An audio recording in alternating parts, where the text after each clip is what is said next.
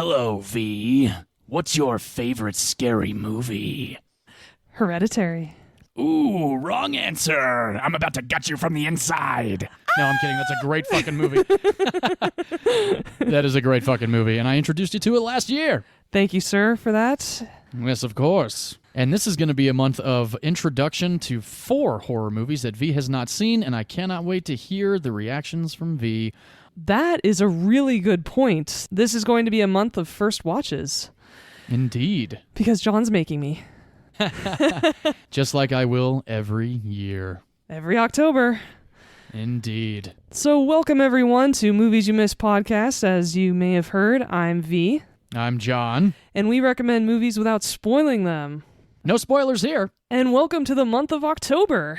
Oh, one of my favorite months. For those of you who have been with us for a year now, you know that we like to dedicate the month of October to horror movies, similar to dedicating the month of December to Christmas movies. Hell yeah. And for our frequent listeners, you all know that horror is not my genre at all. Not at all. So John has been introducing me to new horror movies for the last year, and this month will be no exception. Yeah. Thankfully, we're starting off a little lighter with slasher classics. Indeed. I decided not to go as heavy as last year's first pick of mine, which was Hereditary, which apparently is now V's favorite horror movie, which I gotta say, I walk with my head held high knowing that I have introduced V to their favorite horror film. That's right. Toni Collette deserved the Oscar. Indeed. And I can't wait to see what happens this month because, again, like we mentioned, you haven't seen my 4 picks, 2 of which I find to be quite terrifying. I am really not looking forward to this. I know you're not, but I sure am. But the nice thing is that I've scheduled these viewings to be with my sister, and so I have company while watching these movies. I won't have to be home alone, because who the hell wants to sign up for that? No solitary horror watching. No, not for the hardcore horror movies. But for this week, we started off classic. We're easing into the month, I think. I picked a movie from my favorite horror franchise. Nice. And my all-time favorite slasher movie. There you go. I don't particularly like slasher movies. I prefer horror movies that are jump scares, real situations. Not that slashers aren't real situations. There's, of course, serial killers out there. But for some reason, they never really terrified me the way that other horror movies that I've chosen in the past here have. Although the one that I picked this week actually did scare the hell out of me when I watched it the first time, and that was only within the last 4 years. Oh, wow, okay. That's actually the reason why I like slasher movies, is because they don't scare the bejesus out of me. Oh, there you go. All right, They're all right. just fun. Well, then I guess you weren't scared during my pick. Actually, not at all, but we're going to get into that in a little bit. We are. First and foremost, as a lot of you know, we like to discuss the new movies we saw in theaters this week. Yes. And this week, out of the two of us, you were the one who was able to go to theaters. Ah, yes. It's a shame that you did not get to the theaters this week. It is, but I'm glad I didn't have to see yours, honestly. I know you're not a big fan of this franchise, but I am. And we're talking about the new installment, which is now technically Saw 2. This is Saw 10, because this takes place after the first Saw, based off of what I did my research on. I've been a fan of the Saw franchise since Saw 3. I saw the first one in theaters, thought it was all right, and then I kind of wrote it off after that. I was like, it's probably a one-hit deal. I thought it was a very cool ending. I think that was what most people liked about the first movie. I didn't keep up with it after that until actually Saw 5 came out in theaters, and I was working with a guy back then at the time that filled me in on what happens with Saw 2 and Saw 3 and Saw 4, and I was like, you know what? That actually sounds pretty cool. So I went back and watched Saw 1 through 4 before 5 came out, and I was completely enthralled and completely in from that point on. And this one is no different. This one is actually now technically Saw 2, because this takes place after the events of Saw 1. For those of you that are fans of the franchise that have not yet seen Saw 10, get your asses to the theater, see this movie. I saw it in 4DX, which was awesome, because every time there was a blood spurt, I got spurted with water, and I got jabbed in the back and tossed around with all these crazy fucked up traps that Jigsaw came up with. And I really, really enjoyed it. And the cool thing about this one, Saw 10, was it is actually directed by Kevin Grutier. Pardon me if I'm pronouncing your name incorrectly, but he was an editor on a lot of the earlier Saws. So they really kept it in the family, which was really awesome. And the writers of this movie, Peter Goldfinger, yes, that's his real name, and Josh Stolberg wrote the Spiral and Jigsaw movies, which are spin-offs of the original 7. So if you're a fan at all of even just the first one, absolutely check this one out. Tobin Bell is badass. Shawnee Smith is fucking fantastic. She's back as Amanda. We all know this. It's not a spoiler. But yeah, check Saw 10 out if you're a fan of the franchise at all, because it was a blast, and I will absolutely see it again. Well, diving headfirst into the month of horror, I see, John. As always, I actually begin watching horror movies before the month of October. I'll watch a horror movie any time of year. It doesn't have to be October. I love horror movies. However, I cannot watch a Christmas movie unless it's at least the last week of November. I think that's a reasonable boundary. Yeah, I think so too. Especially because I just went to Costco this week and they have all their Christmas shit out already, so... Oh, I know. It's so insane. Thank you for having some decency and keeping Christmas where it belongs. Absolutely. After Thanksgiving, everybody. None of this before Halloween horseshit. Exactly. We're still celebrating fall. Yes, we are. And so, with that being said, we want to dive into our very first week of horror picks. Yeah, I think we should. And I believe you go first this week. Well, all right. Let's get into my pick. It's based off a nursery rhyme. It goes something like this.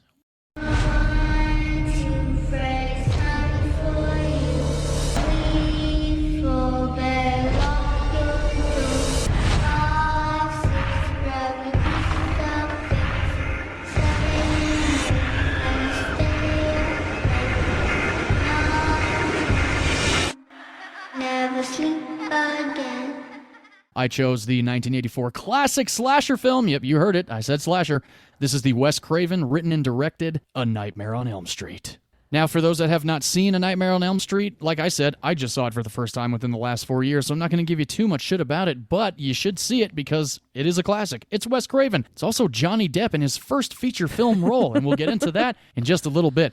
Beyond this movie starring Johnny Depp, this movie stars Heather Langenkamp, John Sexton, Renee Blakely, Amanda Weiss, Robert Englund as Fred Krueger, not Freddy Krueger. Let's get that right. I did learn that this week. I know, isn't that crazy? When I saw this the first time, I saw Robert Englund as Fred Krueger, and I was like, I thought it was Freddy. And we'll learn about the name Fred Krueger in just a little bit.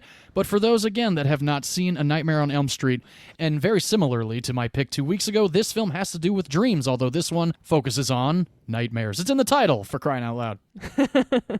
This movie is based on a group of 4 friends. They are in high school. The movie opens up with one of them having a pretty intense nightmare, and I really like the opening of this movie because we don't really know what's going on. This woman is just running around, trying to escape something, and that's really kind of what nightmares are. You're trying to escape whatever's after you, right?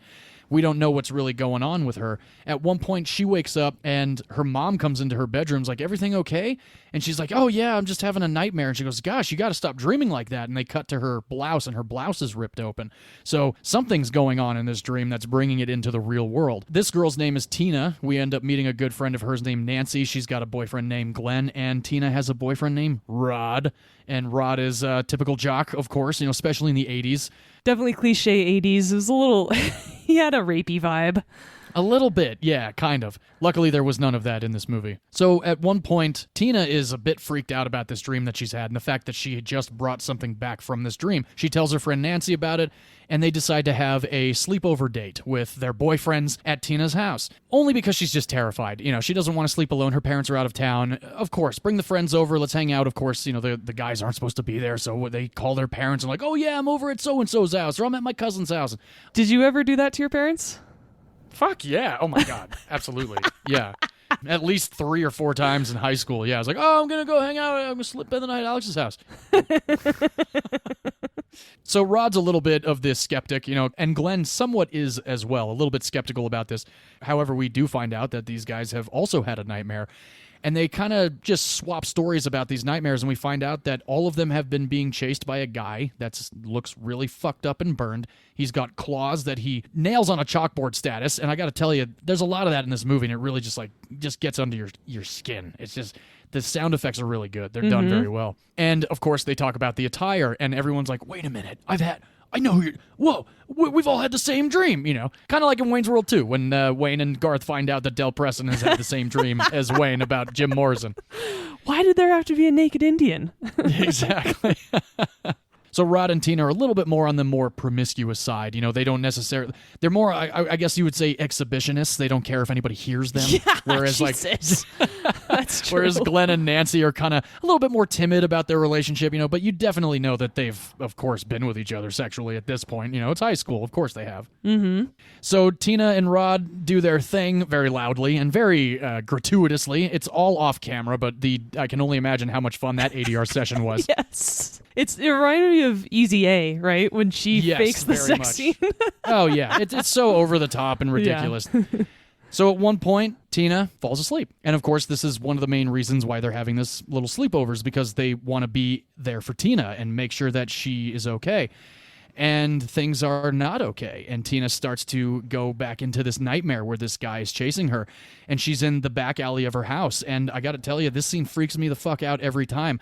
We see the silhouette of this guy and his arms extend, and then his nails are on the metal of, you know, the fence and just scraping along. At one point, she runs away from him, and then he's, boom, right there in front of her. And then she's in the backyard, and he comes out of a tree, and then he cuts off a finger. He's like, hey, Tina, watch this, and like cuts off a finger of his and starts bleeding this green acid. Just really kind of fucked up imagery.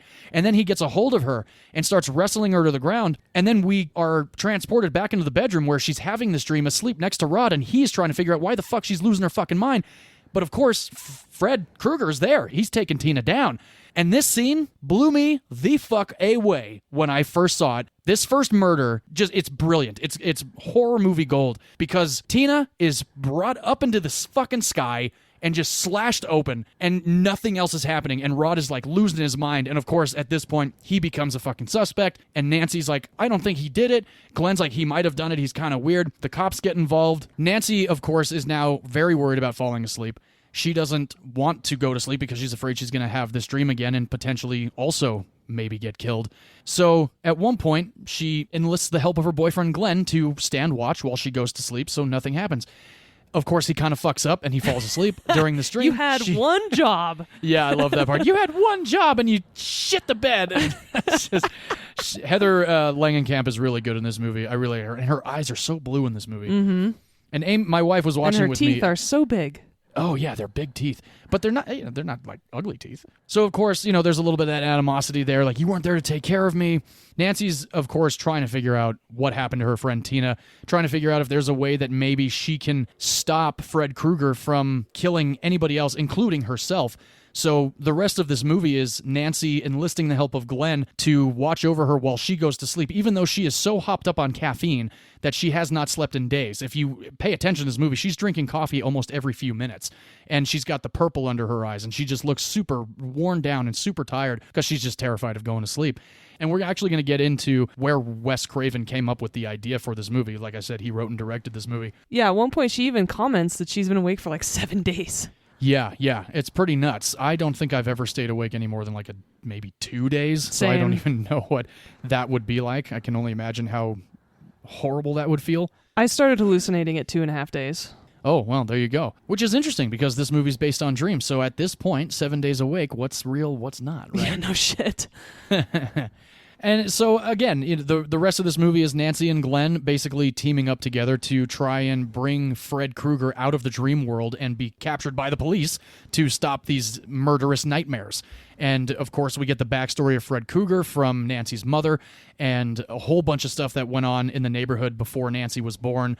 And it's kind of a fucked up story. And I actually really like it because they don't show you a lot, but they show you enough. And I think that's one of the reasons why this movie sold it for me so much. That reveal of his backstory was awesome. Oh, hell yeah. So great. And, you know, it brings mom to the forefront, too, because you just look at her as just this gin-soaked mom that's just like, oh, honey, just go to sleep. Don't worry about it. But she's got a backstory, too, and it's pretty fucking cool. Mm-hmm. So, I love this movie. Wes Craven, Master of Horror, of course, one of the many that existed throughout history in the cinematic universe, unfortunately did pass away several years ago, but brought us movies upon movies upon movies.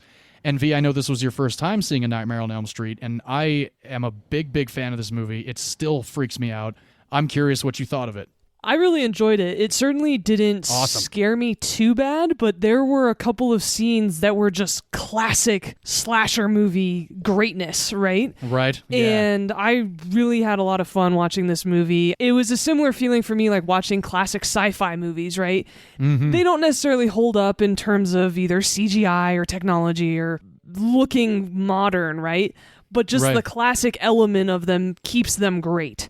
And Wes Craven is a fantastic storyteller, especially in horror, of course. And almost every single killing I thought was great. Really well shot, really well put together. I mean, when Tina was getting killed, she's having this nightmare, and so she's up on the ceiling, but Freddy Krueger isn't in the room because she's still in the dream world, right? Yeah. It totally reminded me of The Exorcist. She's getting thrown around the room, and I was like, oh, this is great. This is a good homage to, of course, a wonderful horror movie. And I thought that was super creepy. The bathtub scene. Oh, yeah. Super stressed out during that scene. And, of course, a very classic shot as well. Yeah, definitely. And every special effects they did, I thought they did a really good job. I mean, every killing in a bed and the way the bed gets sucked under was really cool. Oh, yeah. When Nancy's trying to run up the stairs and she's getting stuck. Oh, and hell yeah. We've all had those nightmares, right? Where we're trying to run away, but our feet are stuck. I thought that was a great illustration of that type of nightmare. And that's why I think I really like this movie, because the way this opens with Amanda in the first dream, she's running, but she's not running fast, because in dreams you can't move as fast as you fucking want. It's either going uphill or up a flight of stairs, and it really just grabbed my imagination with the dreams that I've had in the past and even today. And I'm just like, I get it. You know, this is a great fucking horror movie. Fred Krueger's a fucked up villain. But also, we've all had dreams where we see somebody in our dreams that's going to fuck with us that we, of course, hope we never see again. I used to have reoccurring dreams, but they never had anything to do with being murdered. I was always in a plane that was going down, which was always fucked up. Yeah. And every time I had that dream, somebody different was sitting next to me in my life. And it happened to me for like a solid 2 years I had that dream. But I've had some crazy fucked up nightmares.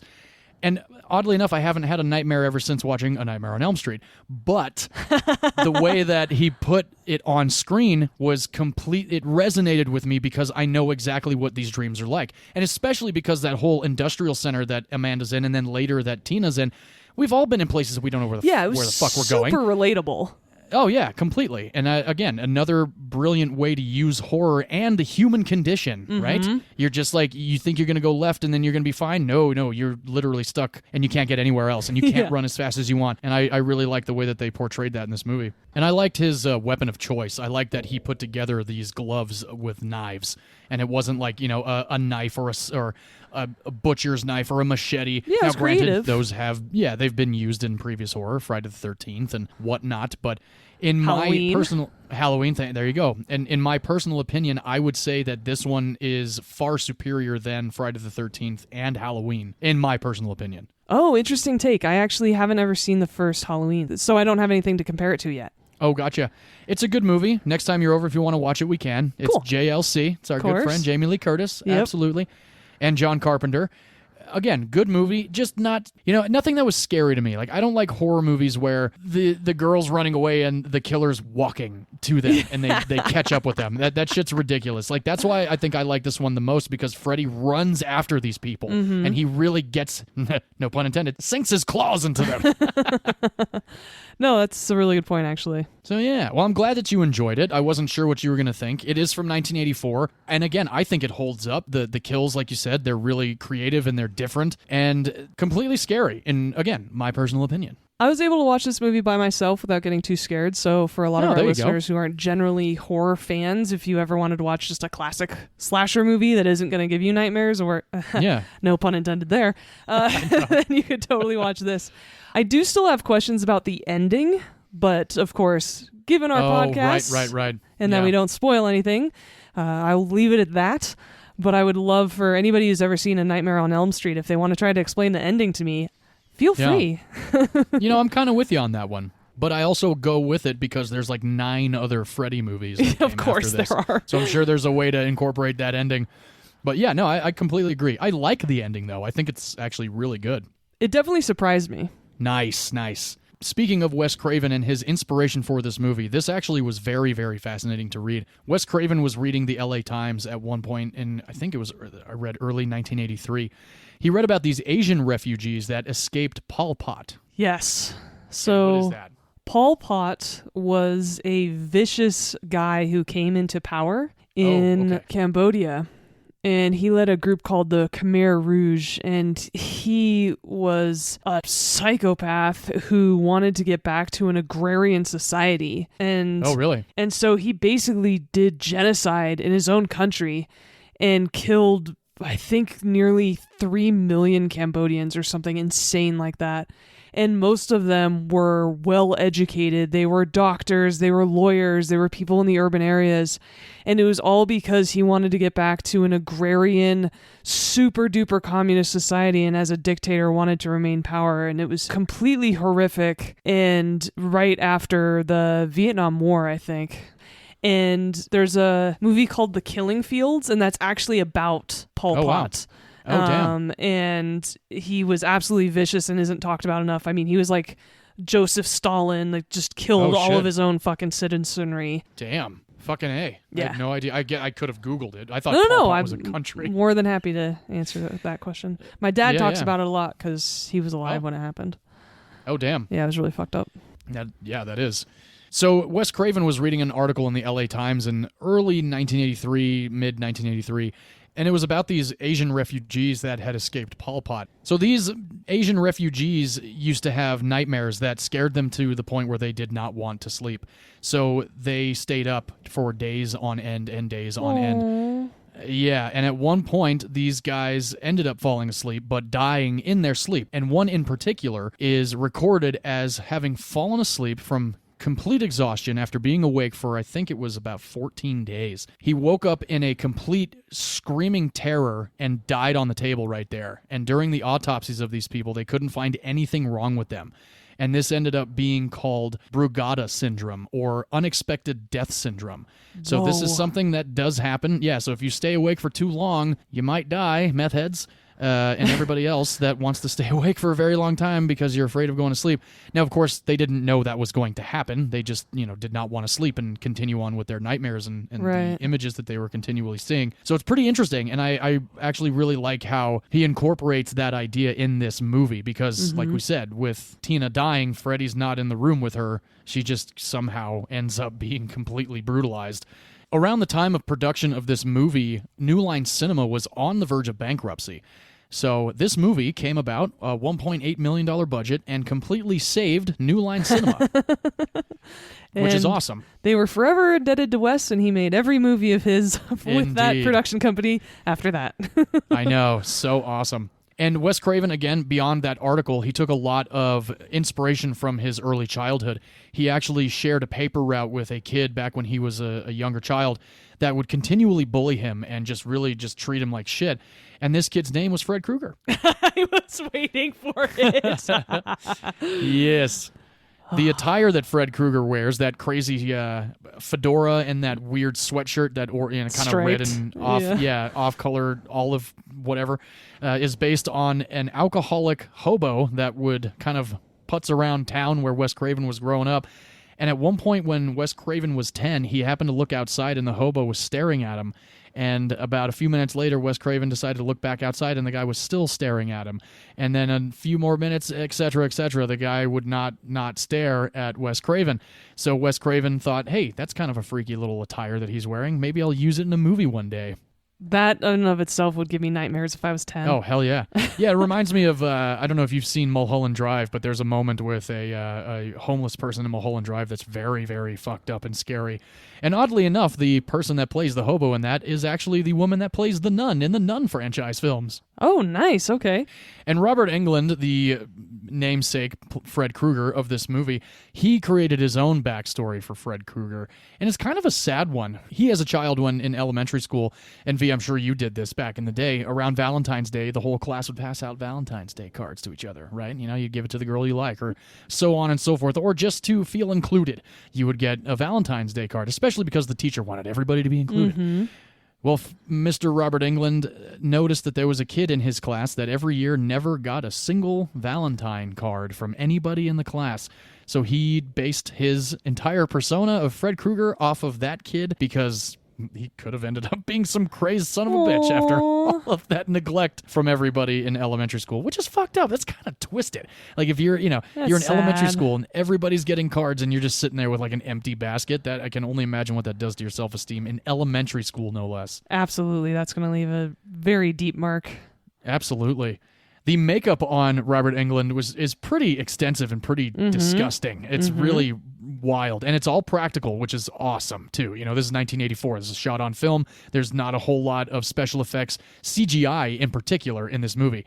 There was actually a $57,000 budget for the practical effects on this movie out of the $1.8 million that this movie had as a budget.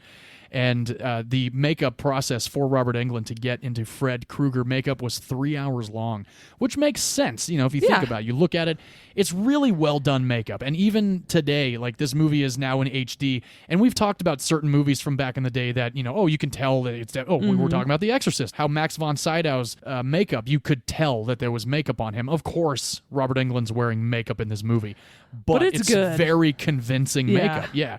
So it really sells on camera and it really sells just for the whole movie. And going back a little bit to the budget, in the second week of shooting this movie, money was gone. They had no more money to shoot this movie. So what happened? Producers, just like any other show, hey guys, do you mind working for free for a week? We'll pay you. Well, that didn't actually happen, and one of the producers ended up using his personal credit card to pay the crew members that did stick around for that third week. And I'm sure everybody that stuck around is absolutely grateful that they did because they are now, credited as being a part of one of the greatest horror films of all time. It certainly is a helpful addition to the resume. Oh, absolutely, yeah. And then, at the same time, I've been there. I've been on a show where checks didn't come, and they're like, do you mind staying for a week? I'm like, look, man, I just got to get paid next week. Checks didn't come. And then, we definitely got our money, and usually with a bonus or two added to it because of the fact that, we didn't get paid. And I got to hand it to producer John Burroughs for pulling out his credit card and making sure that everybody got paid. That stuck around, so I can only imagine how much smaller the crew was after that had happened.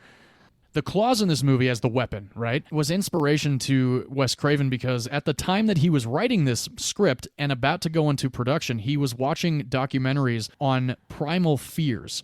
And one of them had to do with animal claws and how majority of people seem to have a very deep fear of animal claws.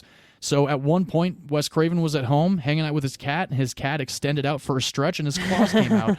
And he was like, that's actually a cool-ass idea for a murder weapon. Let's figure out how we can make these really fucked up, intense hands for this movie that I'm about to shoot. And I thought it worked out great because I think they're fantastic weaponry. Now, this film is titled A Nightmare on Elm Street. We hear the word nightmare a whole shit ton in this movie. Do we ever hear Elm Street, V? No, we don't, and I was wondering about that. No, we do not. Isn't that awesome? I actually really like that. I gotta be honest with you.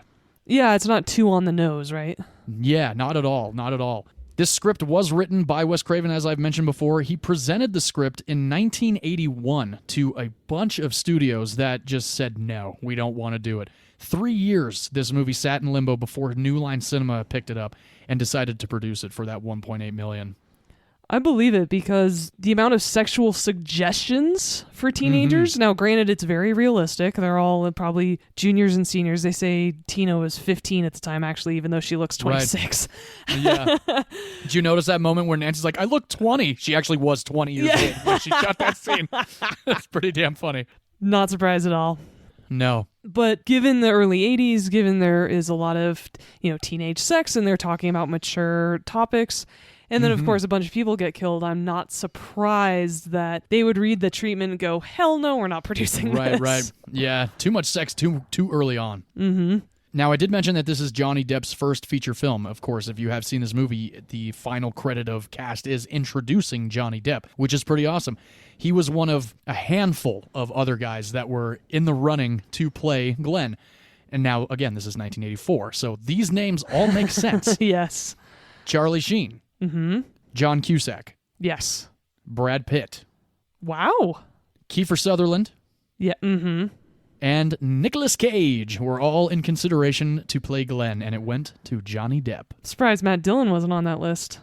He might be. It just in the research that I did not see his name pop up. But that actually, I could see Matt Dillon. In All the Nightmare on Brat Elm Pack, Street. right? Yeah. Oh, absolutely. And I like Matt Dillon. I think he's a pretty good actor. I think John Cusack would have been the best alternative out of that list. Cusack, he could have been pretty good in this. Well, there's But I an gotta hand it to- innocence.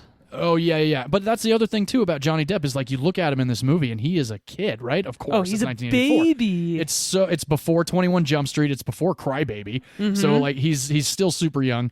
And I got to hand it to him. Like, I thought he did a great job for maybe the 19 minutes of the hour and a half that he's in this movie.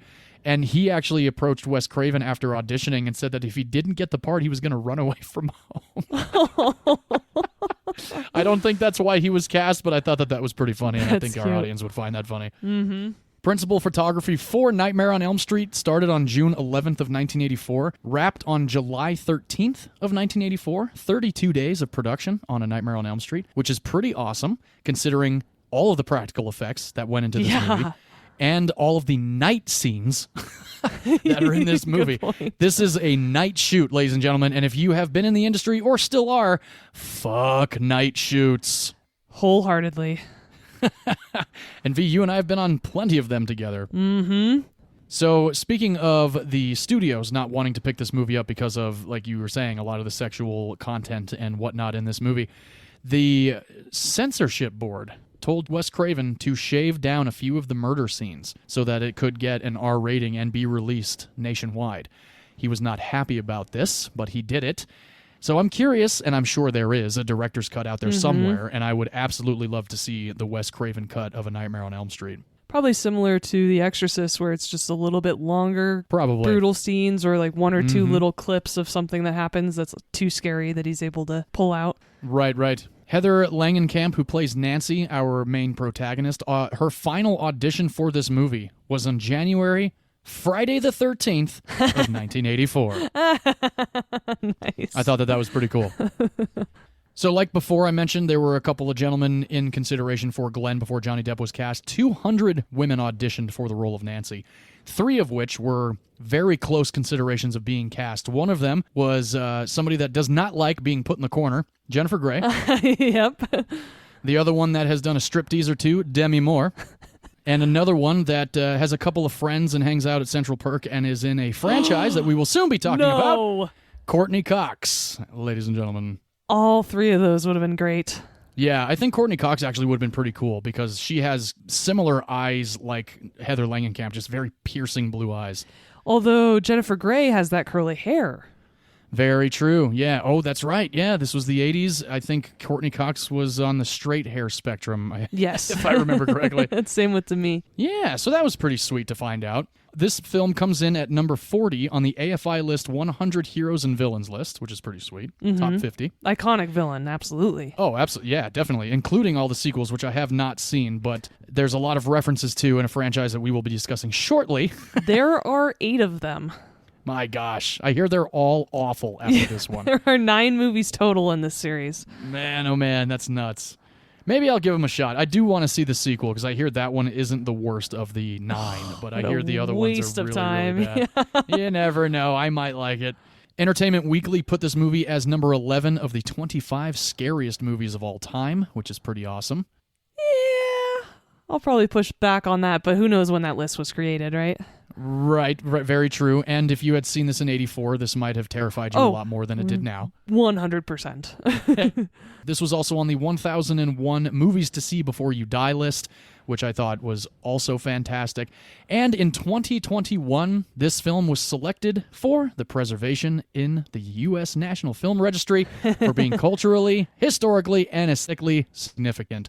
Wes Craven's first and only film to be inducted into the U.S. Preservation National Film Registry, which is pretty awesome, considering he has a shit ton of movies, but this one was the one that they chose. And I gotta be honest, I really like that. Based off of everything I've seen, this is my favorite Wes Craven film. So that's A Nightmare on Elm Street, everybody, written and directed by Wes Craven. The film was released on November 16th of 1984 with a $1.8 million budget, like I mentioned before. Opening weekend came in at $1.2 million. The U.S. box office gross was $25.6 million, and the worldwide box office gross was $25.7 million. So it did pretty well. Yeah, on a $1.8 million budget. Hell yeah. And again, it saved New Line's ass from bankruptcy. Mm-hmm. So congrats to Wes Craven and everybody involved for that milestone. So, V, I'm glad you enjoyed the movie. I love this movie. I watch it every year now since the first time I saw it because it is a staple in my house every Halloween. My wife actually watched it with me this time for her first time, and I said, "What'd you think, babe?" It was stupid. So, there you go. Gotta love my wife for her honesty when it comes to horror movies. She has very blunt film reviews. Very much so, indeed. And my favorite part of my section of the podcast is to discuss the highest-grossing films of 1984. V, I wonder if you could tell me what the highest-grossing film of 1984 was. There are, I think, a grand total of 4 of these movies, however, 2 of which are not related to the first 2. The first 2 came out in the 80s, obviously. Fire Stations, Sigourney Weaver, Rick Moranis. Oh my god. The Ghostbusters. Yes, sorry. I had The a bit of a first brain Ghostbusters. fart. 1984, similar to 2007 for you. 1984 Right. is one of my all-time favorite movie years. Oh, wow, wonderful. Well, 2007 just happens to be a year that I choose a lot of movies from. I don't know if it's my favorite movie year, but I get what you're saying. Ghostbusters was number 1 with $220 million. Pretty awesome. The second highest grossing film, my favorite of the franchise, a second, but not necessarily the second one because it's technically the prequel to the first one, and now there's 4 of them, starring Harrison Ford, Indiana Jones and the Temple of Doom, coming in with $199.8 million. Awesome. I love the Temple of Doom. And I know that you do not, but that's okay. Number Correct. 3. I hate it. Yeah, I know. So many people do. But you know who doesn't? Jason Mantzoukas from How Did This Get Made and The League. So you and me, buddy, we are on the same page. The third highest grossing film, another Steven Spielberg produced movie. I think there's 2 of these about little Furby type creatures that turn into crazy Gremlins. eating gremlins, indeed. Great movies. Great fucking movie. The 4th highest grossing movie, Wax On, Wax Off, Ralph Macchio. Karate Kid. Karate Kid, indeed. Number 5 highest grossing, Police Academy. Number 6, Kevin Bacon with Kenny Loggins in Footloose. Never saw that movie. What? It's Never saw Footloose. very similar to 8 Mile, where the rest of the movie is just okay, and the last 10 minutes are awesome. Oh, nice. All right, maybe one of these days. Maybe you'll throw it on the list. No, the 7th highest grossing film of 1984, Eddie Murphy as Axel Foley in the first of many Beverly Hills Cop films. Absolutely. Great movie. God, Still hilarious. That scene with the banana and the exhaust pipe still gets me every time. Oh, yeah. I love that. It's a great movie if you have not seen Beverly Hills Cop. The 8th highest grossing film, Star Trek III, Search for Spock. Great movie. Great movie indeed. Number 9 was Shirley MacLaine in Terms of Endearment, another film that I have not seen. Watch it if you want to cry a lot. Yeah, I don't mind crying during movies. The 10th highest grossing film of 1984 is a pick of V's that we discussed early on in this podcast. Oh, are you looking at the list right now? No, it's 1984. It's my favorite movie year, so of course I know most of these. Michael Douglas and Kathleen Turner and Danny DeVito in Romancing the Stone. The 11th highest grossing film, Tom Hanks and Daryl Hannah and John fucking Candy in Splash, a great movie. Mm-hmm. Number 12 highest grossing, Prince in Purple Rain. Never seen it. It's intense. I hear it's actually very good. I got to check it out at one point. The 21st highest grossing film, James Cameron's first Arnold Schwarzenegger and Linda Hamilton movie, The Terminator. Yes. Oh, excuse me. Don't forget Michael Biehn. Oh, and Michael Biehn, of course. How could we forget? There are also 3 other films in the top 100 of 1984. They were all 3 Disney re-releases, Pinocchio, The Rescuers, and The Jungle Book, coming in with, of course, more box office draw. And number 99, highest grossing film of 1984, my pick for this week, A Nightmare on Elm Street, scratching the top 100, ladies and gentlemen. Yay! Yay! I love when that happens. Mm-hmm. So that's Nightmare on Elm Street. If you care to watch it for the first time or for the millionth time, it is currently streaming on HBO Max. Give it a shot if you have not. I love it. V liked it. My wife didn't. And that's actually a statement that is pretty consistent on our podcast. A little bit. Yeah, it is. You love it. I like it. She hated it. Indeed. That's exactly why she's not a co-host. Right, yeah. Good times. Well, V, I think we can slash on over to yours. Yeah. For this opening of October Horror Month. This is also a Wes Craven directed film, so, ladies and gentlemen, the theme of this episode, other than slashers, is Wes Craven. That's right.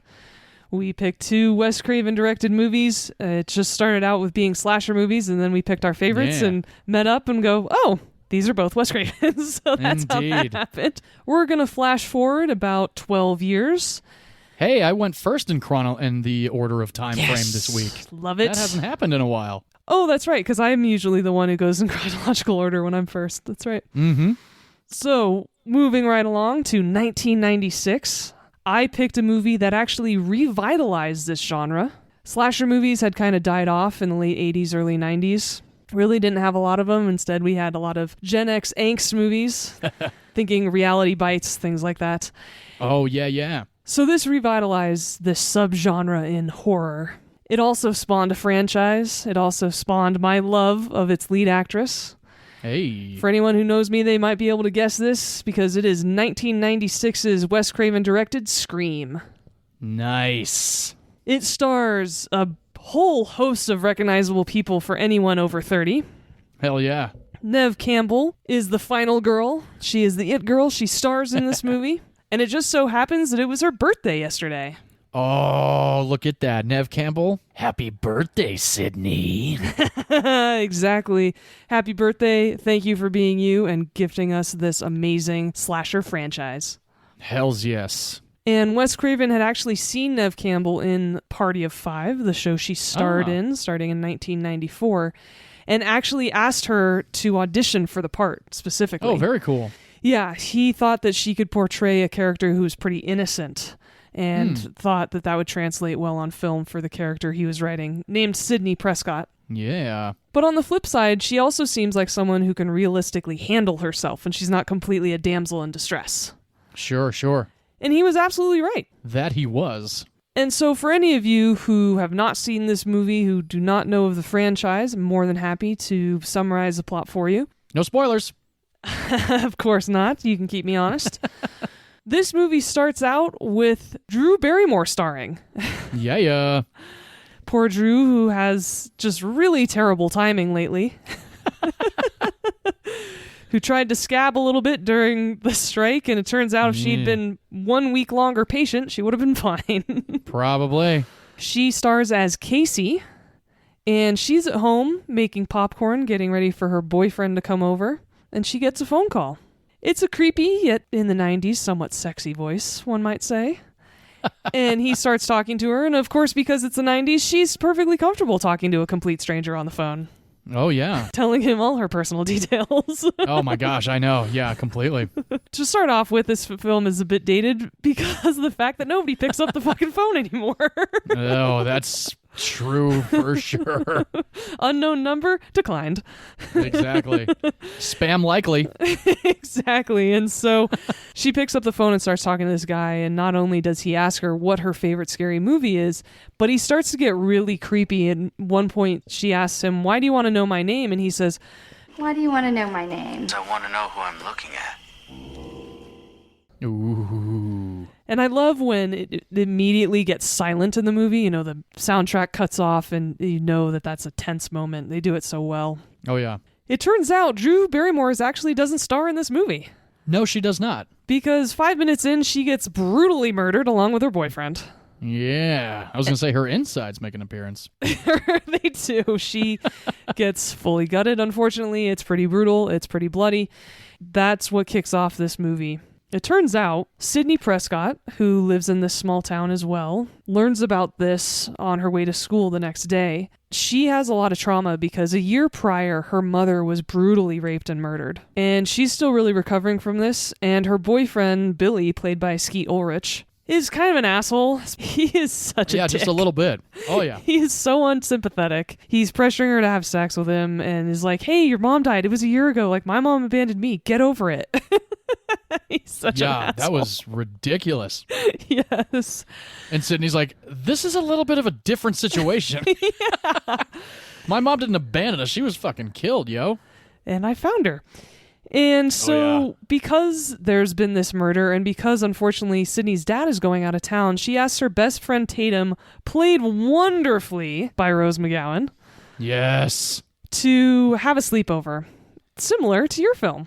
Hey. And she says, Tatum, can you please pick me up after practice? I'm assuming it's cheerleading. And I sleep over at your house. While she's waiting for Tatum, unfortunately it starts to get dark and she's alone in her home.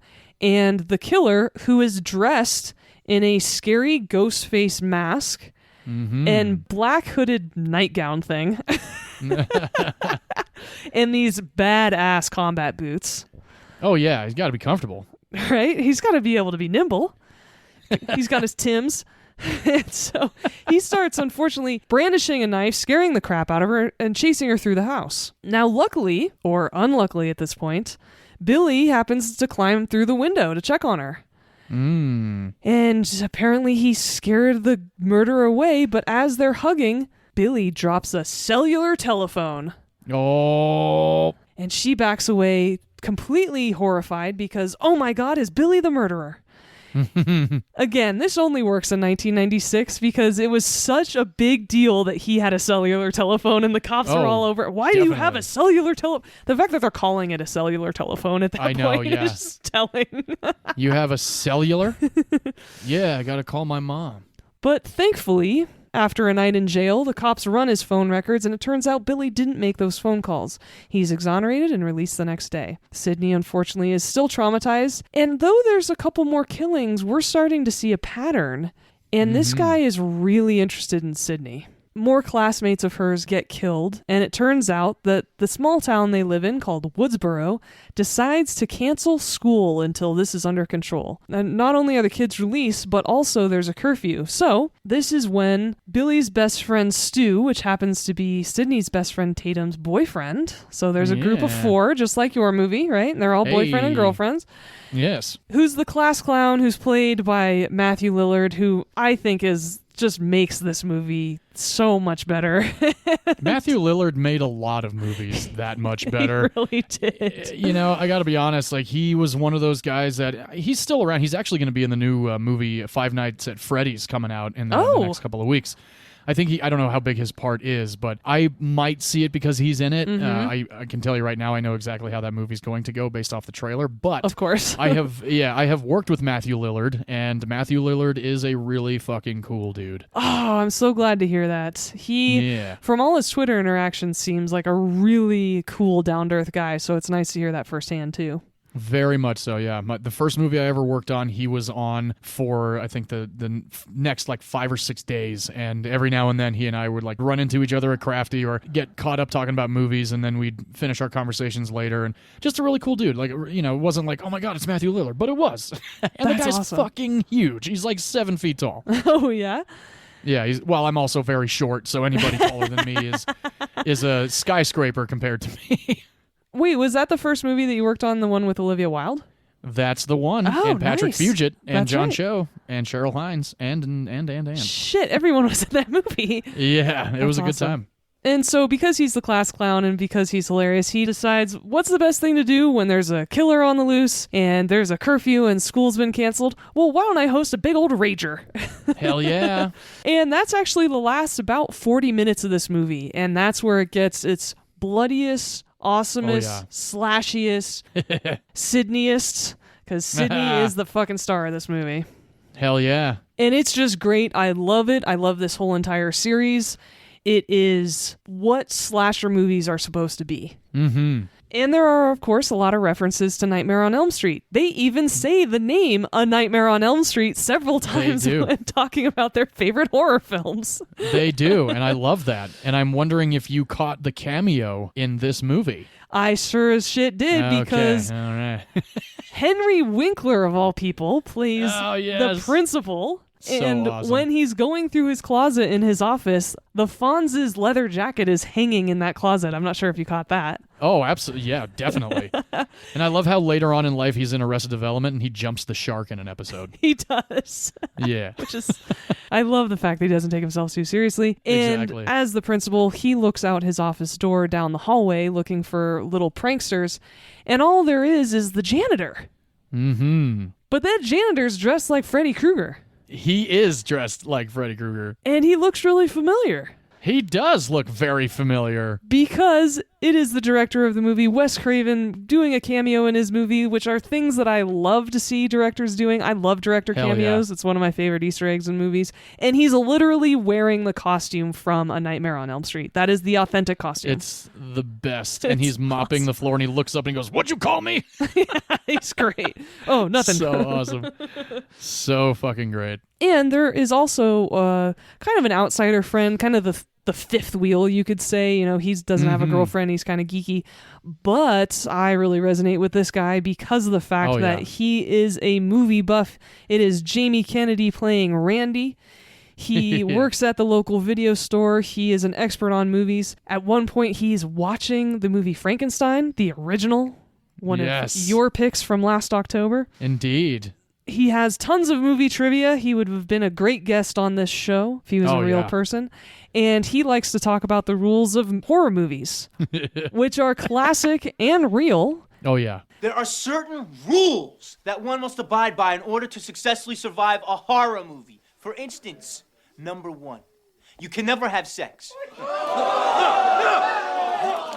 no-no! Big no! I'm a dead man. Sex equals death, okay? Number 2, you can never drink or do drugs. No, the sin factor.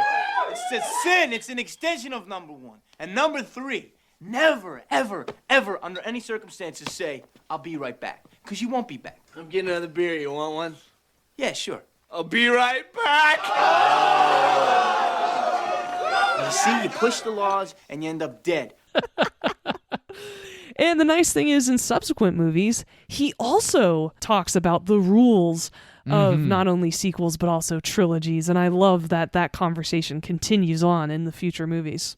Oh, yeah. No, I love that, too. And I love at the party when everybody is, like, really shit-faced and whatnot, he's laying down on the couch watching Halloween and telling Jamie Lee Curtis to look behind her. And the funny thing about that scene is that he's telling Jamie Lee Curtis to look behind her when he should be looking behind him. Yes, because in fact, the Ghostface Killer is behind him at the party.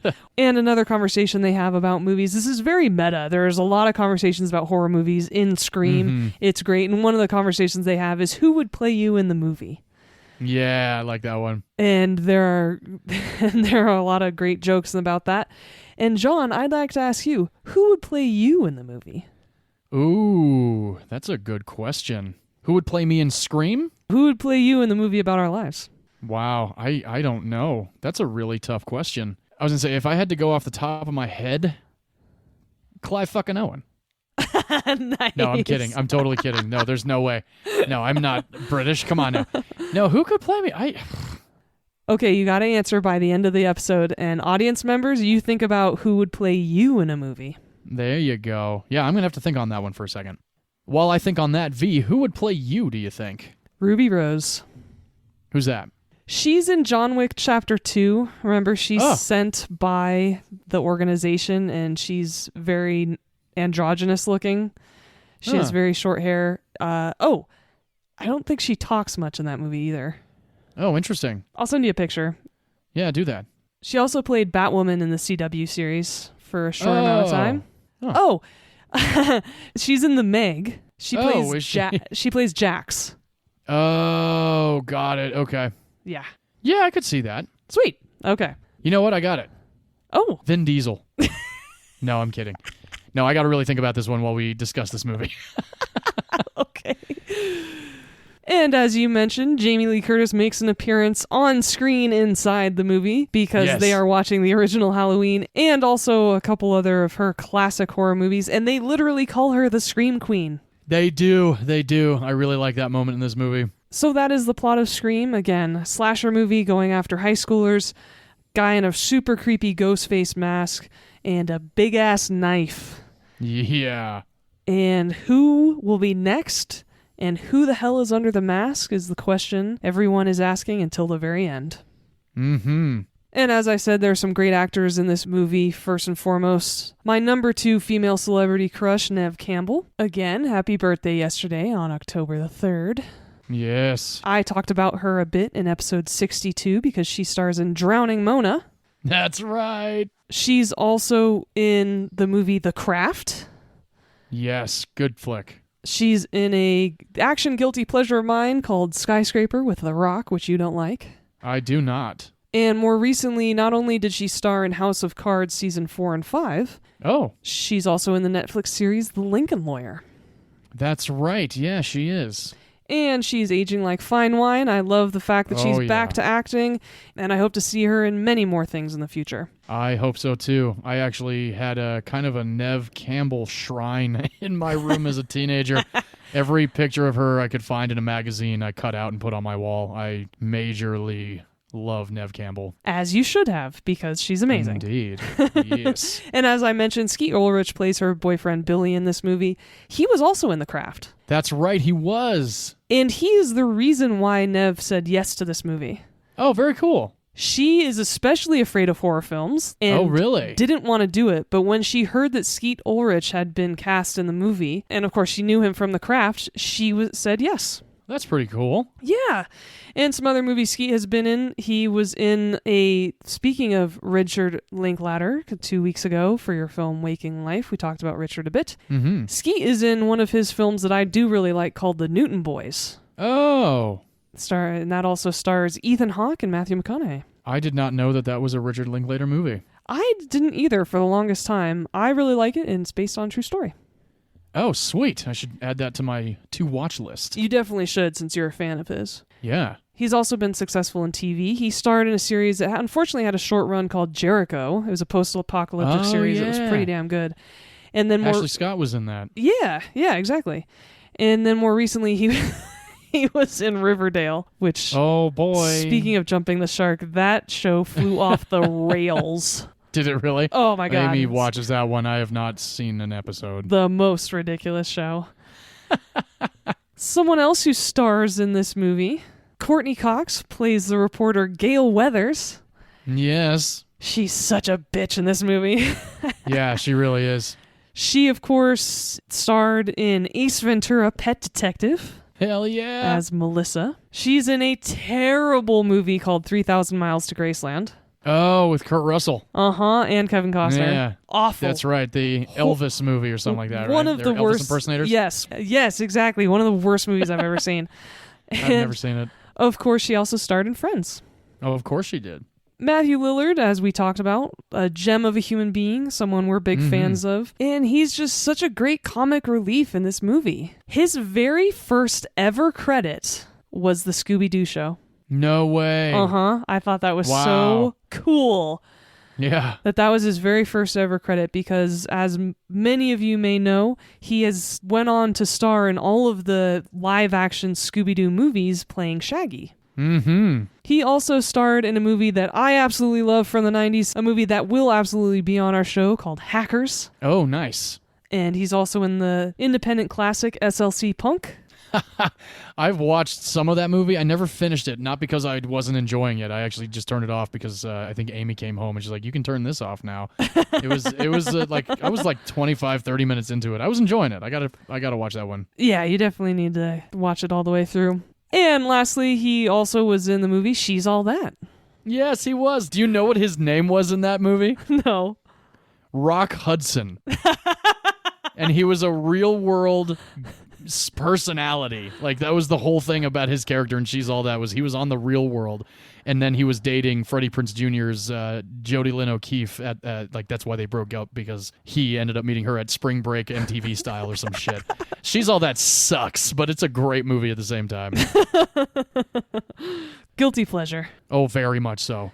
And he was actually coincidentally cast as Stu. It was completely by chance. He was accompanying his then girlfriend to a totally different audition just in the same building. Oh, wow. And the casting director for Scream, Lisa Beach, saw him in the hallway and asked him to audition for that role specifically. Wow. And he got That's cool. Yeah. That's awesome. Yeah. And Courtney Cox actually pursued Wes Craven to be in this film. Oh, really? She was so interested in playing this character because Gail Weathers is a total bitch. She really wanted to offset her nice image from Friends because Friends premiered in 1994 and this movie came out in 96. Sure. So they initially refused to cast her specifically because they only saw her as Monica Geller. And she was so persistent and then did such a great audition, they hired her. That's awesome. Yeah, way to have some perseverance. Hell yeah. And Jamie Kennedy playing Randy showed up in one of our very early episodes because he has a supporting part in your pick for episode 4. Mm-hmm. He is one of Leonardo DiCaprio's Montague boys in Romeo and Juliet. Hell yeah, he's the thumb biter. That's right, I bite my thumb at you, sir. So good. He also is in your pick, Enemy of the State. That's right, he is. Yeah, he showed up a lot in the 90s. Yeah, he sits near Jack Black playing one of the government guys. Yes, I've actually seen his stand-up at the Laugh Factory, and he is a very funny guy. Oh, nice.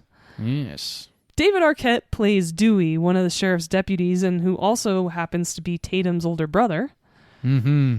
He is in the original Buffy the Vampire Slayer movie, which is an awesome movie starring Luke Perry, and I love it. Oh, I've never seen it. Oh, it's so great. And he also met Courtney Cox on this shoot and subsequently married her in real life. Indeed. And beyond the stars, this movie had a fantastic writer. Oh, yes. Kevin Williamson wrote the script. He also adapted I Know What You Did Last Summer from the book. Oh, I didn't even know that was a book. Yeah, me either. Wow. Apparently it was, and apparently he adapted it. He wrote the screenplay to the awesome 90s sci-fi horror movie that we absolutely are going to talk about in the future on this podcast, The Faculty. Yes. Robert Rodriguez directed it. Ah, fuck, that movie's so good. Yeah. He wrote Teaching Mrs. Tingle. Oh, yeah, Helen Mirren and Katie Holmes and fucking older brother from Seventh Heaven. I actually really like Teaching Mrs. Tingle. Now, granted, I have not seen it in 20 years, so it might be garbage now. But I know that there's actually a lot of, at the time it was great, and there's a lot of Exorcist references, too. Oh, nice, okay. In that movie, yeah. He also created Dawson's Creek. Oh. He created the Kevin Bacon series The Following. Oh, I remember that one. I never saw it, though. Yeah, me either. I heard it was good. But he also created and wrote The Vampire Diaries. No way. Mm-hmm. That man's good. Wow. He knows. Yeah. He knows what he's doing. I've never seen The Vampire Diaries, but I know of it. It's very popular. My sister loved it. Oh, yeah. My wife was a fan, actually still is. I think it's one of those that she reverts back to when she doesn't have anything new to watch, which makes no sense to me. I love rewatching stuff. Oh, so do I. So do I. So another reason why I love this film so much is because of where it was filmed. Oh. It was filmed 45 minutes from my house, where I grew up. Oh, nice. Thought it was so Very cool because it was filmed in Healdsburg, Santa Rosa, and Tamaulipas, California. Ah, I don't think I've been to those towns. They are cute little towns in the wine country, very picturesque, very perfect for small town America. Wes was very adamant that this movie had to be filmed at a place that looked like that, and so when Miramax tried to film it in Vancouver, he said absolutely not. Nice. Now, the high school scenes were supposed to be shot at Santa Rosa High School. However, close to the shooting dates, the school board read the script and revoked their permission. Oh, wow. Due to its violent nature. And so that's why they moved to Healdsburg and filmed at Healdsburg High School as well as the town. Because Wes Craven was pissed that they canceled it at such short notice, at the end credits under special thanks, he writes, "No thanks whatsoever to the Santa Rosa City School District Governing Board." No fucking way. And another person in this movie is Joseph Whipp. He plays the sheriff in Scream. Oh, yeah. He plays a cop in A Nightmare on Elm Street.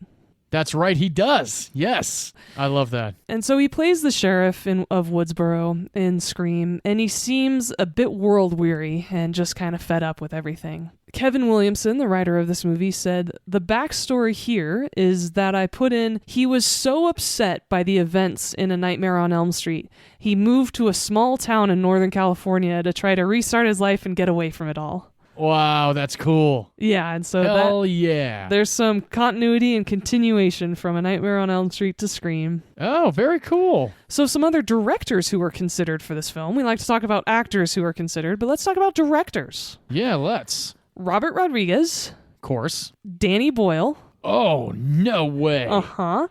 That would have been interesting. George A. Romero Ooh. would have been bloodier. Definitely, yeah.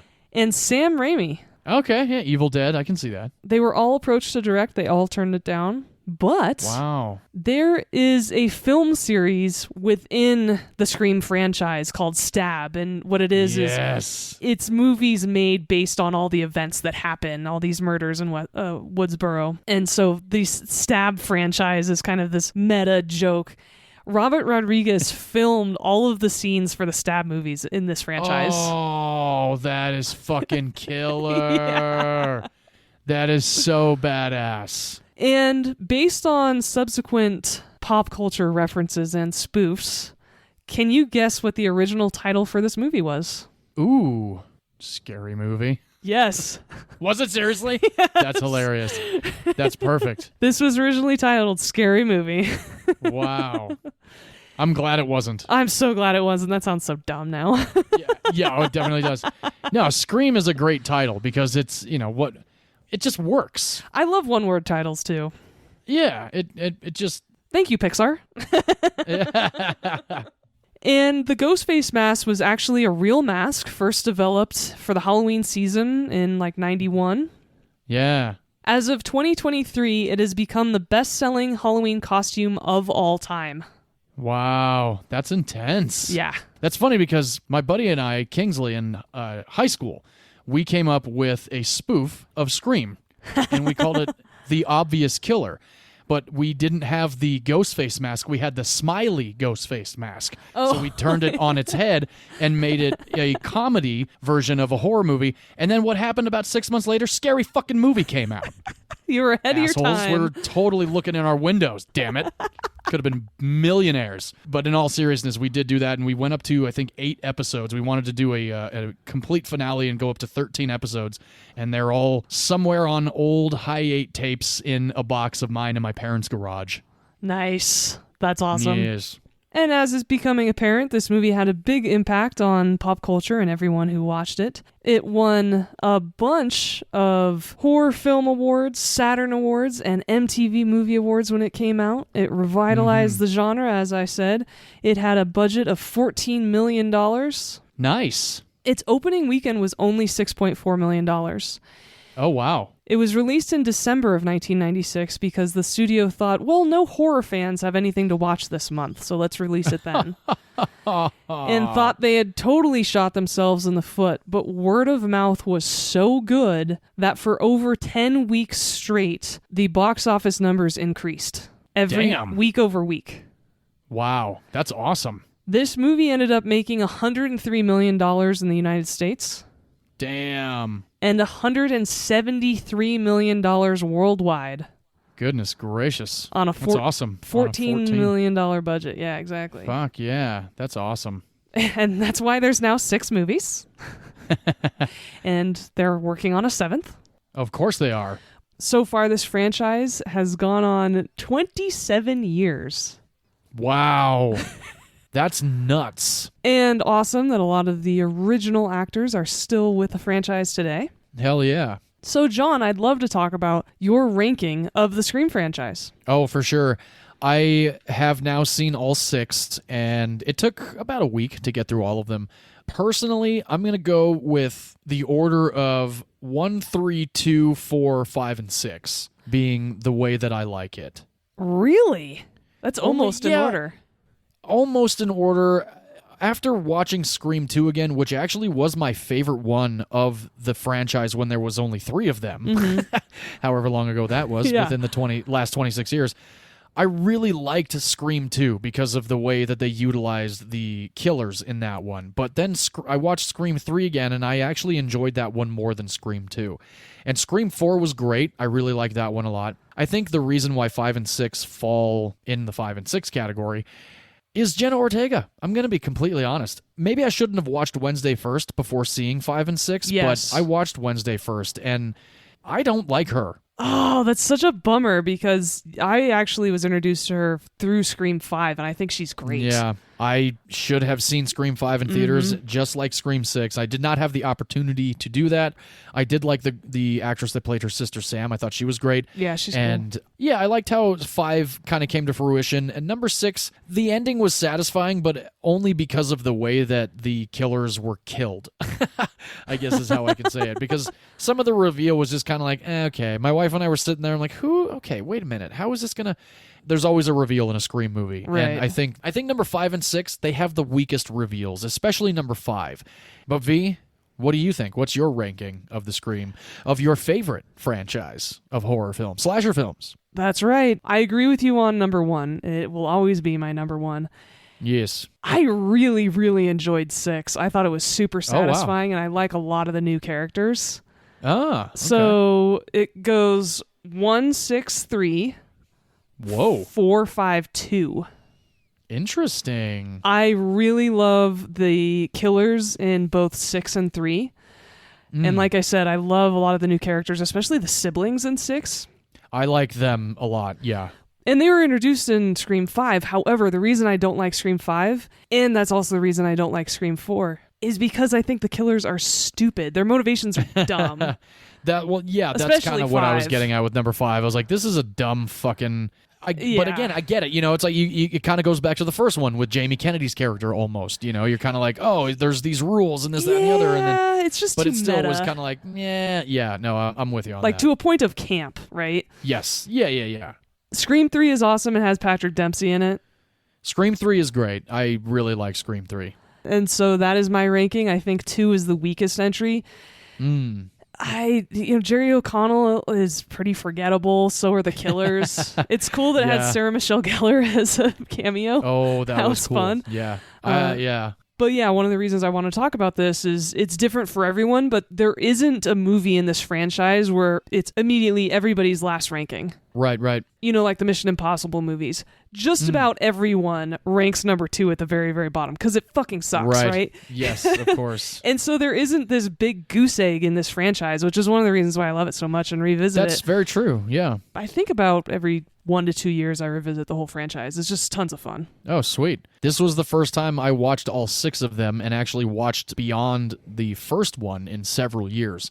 So Okay. it was a lot of fun. I was really surprised how much I enjoyed 6 this year, given Neve Campbell isn't in it. Yeah, they mention her. They give her a little nod. Yeah, but I mean, that's actually the reason why I didn't see it in theaters is because it was in protest because Neve wasn't in the movie and the producers Oh, being sure. dicks and nickel and diming her in her contract. Oh, yeah. We talked about that because we both planned to see it, but we're like, you know what? Nev's in it. Fuck this movie. Exactly. But I then think you we kind of, literally no, said I that. gotta see it. Yeah. Well, awesome. So for anyone interested, this is a solid franchise from beginning to end, and let us know how you would rank these movies. Indeed. And you can watch them all on Paramount Plus right now. That's right. So like I mentioned, V, before, my buddy Kingsley and I had this little show that we were doing, and I had that costume, right? Well, I have a younger sister. And one night in high school, when I was a sophomore and my sister was still in junior high, she had a friend over. My parents were gone. So what did I do? I was going to fuck with my sister and her friend. So I put my costume on, and her bedroom window was facing the front of the house. And we had this huge porch right in front of the house before you enter the main door into the house. So I lightly tapped on her window, and they opened the blinds and didn't see anything. So like, what was that? So I did that a few times, and then at one point they saw my shadow. So then I banged on the wall, and I heard them. They opened the windows, and they started freaking out. They run out of my sister's bedroom into the house. I come running in the house with a knife and the mask on, and I chased them down the fucking hallway. And they landed on the floor screaming bloody murder, and I took my mask off laughing like, gotcha! Ooh, they were pissed. It was great. Should've been there. My God. I wonder if my sister remembers that. I'm going to have to ask her next time if she remembers me coming in to terrorize her with a knife. So now that it's decades past, it's kind of a funny story, but I can tell you Yes. as a woman, that is so fucked Yeah. and awful that you did that. It was awesome. And the fact that they were supposedly kind of home alone, right? Their parents were out. God, Yep. you dick. Yeah. It was great. I was very happy, proud older brother. And of course, a few days later, my sister started talking to me again. So we're fine now. but- Yeah.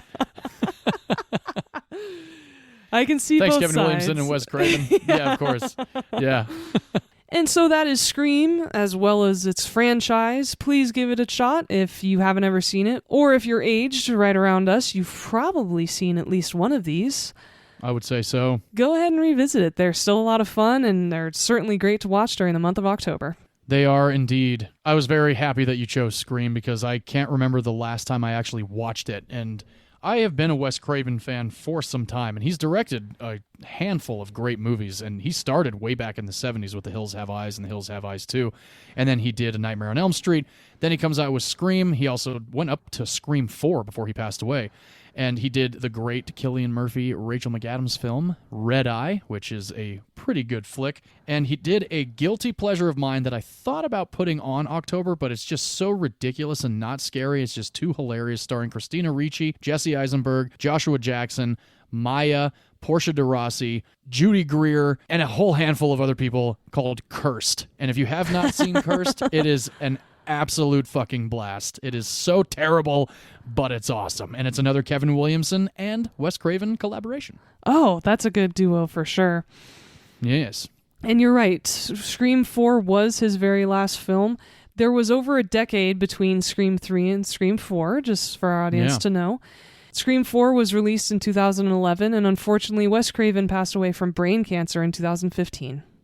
Mm-hmm. Very terrible. So at the end of Scream 5, they put a huge big 4 Wests at the end there, which was very nice to see. As they should. Indeed. Oh, yeah, and they also named a character Wes, so... Yeah. Yeah. And so that is our slasher/Wes Craven episode. Hey! Would you watch A Nightmare on Elm Street with your grandma? Oh, I should have. I absolutely would have. I know Grandma would have loved it. Yeah, I'm sure. I should have done that, but I'm sure she watched it with me the other night and just the other day because I love it so much that I had to watch it twice before we recorded. I would absolutely not watch A Nightmare on Elm Street with most people in my family. I would certainly not watch it with my grandma or my parents. Not only are they not fans of the genre, but also that audio sex scene is ridiculous. Oh, yeah. It really is. And V, would you watch Scream with your grandmother? No, absolutely not. Oh, my grandmother watched all the Scream movies up until she passed away. Nice. I'm not surprised at all. Grandma was a fan. Those movies are very graphic, but they don't have any sex scenes in them. Yeah, that's true. They don't. Not really. Nothing gratuitous, No, that's for sure. They literally are rated for the full-on insane gore. violence. Yeah. And so my dad absolutely hates slasher movies and horror movies. Oh. He thinks they're pretty exploitive and in a lot of ways misogynist because it's always the women getting fucking murdered. Sure, right. And I don't disagree with that. No, so not he at all. doesn't like them at all. My mother isn't a fan of that type of horror. She prefers classic horror like Rosemary's Baby, Carrie, Ah, yes. The Shining, things like that. And so Wonderful. she probably won't watch it. But my sister Shannon actually introduced me to the Scream franchise because she's the next one oldest to me in line in our siblings. So of course your direct older sibling introduces you to all the fucked up movies you shouldn't have been watching when you were a kid. Absolutely. So she really loved this series as a teenager, and so did I. And she could totally watch it. And I would say 16 and up could totally watch either of these movies without a problem. I agree. Yeah, I agree with that one.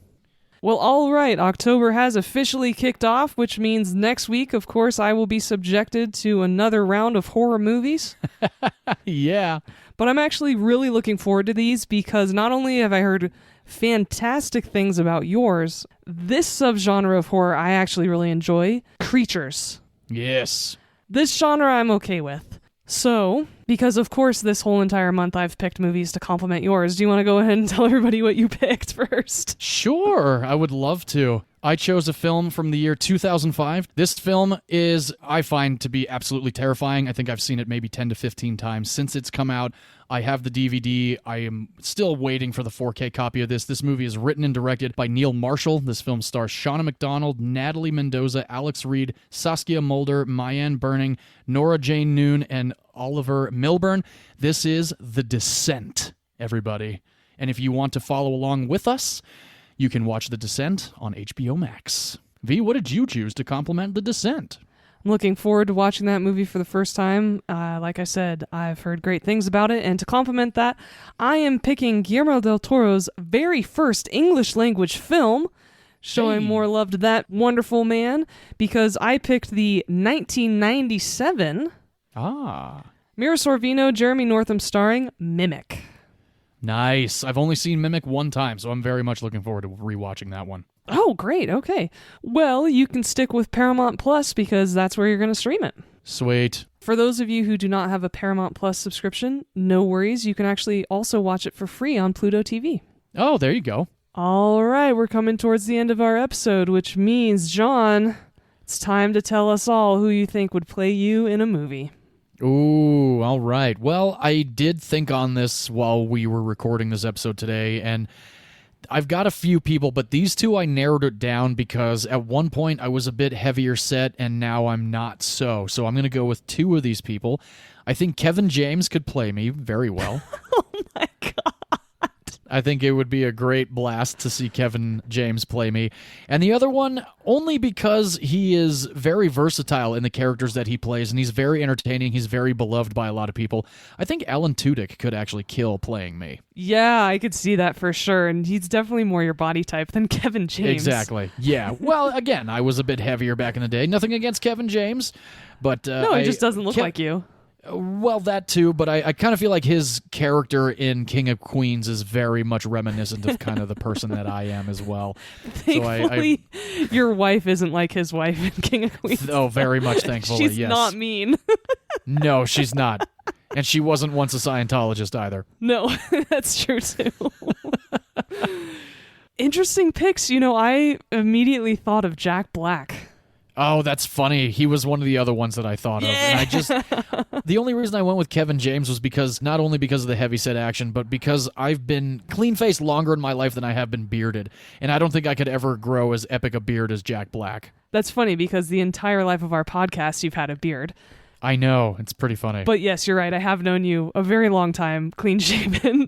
However, Jack Black sings all the time in daily life, and so do you.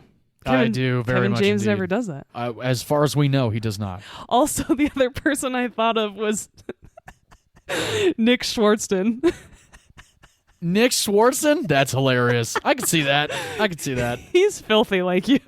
He is. He's got a mind like my own. Man after my own heart. I'll take both of those. I like all four of those. That's great. Kevin James, Alan Tudyk, Jack Black, and Nick Schwartzman. Fantastic.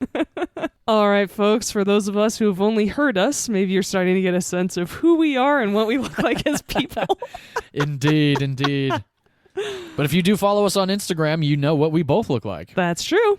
So thanks, everyone, for joining us today, even if you're not fans of horror, for sticking with us and in these episodes in October. We really appreciate it. I hope you at least learned something from these movies or had some fun listening to us discuss them. Again, thank you so much, and please rate, review, and subscribe to our podcast and whatever podcast app you listen to us. Yes. And as we always like to end our show, film is a form of art, and in art, every opinion is valid, except if you think...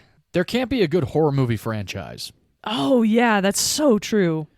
It is. A lot of people like to bemoan horror franchises, but there are some amazing ones that are super consistent. Hell yeah. And that's the beauty of horror. You know, you can really take one story and go off the rails with it. And that was one of the beautiful things about the Scream franchise. That's right. Sweet. Well, I agree wholeheartedly, and thank you very much for starting this month of horror off gently with me. Oh, yes, of course. Audience, I hope you enjoyed this episode and will continue to be with us along on this horror ride for this month. Let's hope so. And until next week, bye-bye, everybody. Cheers, everyone.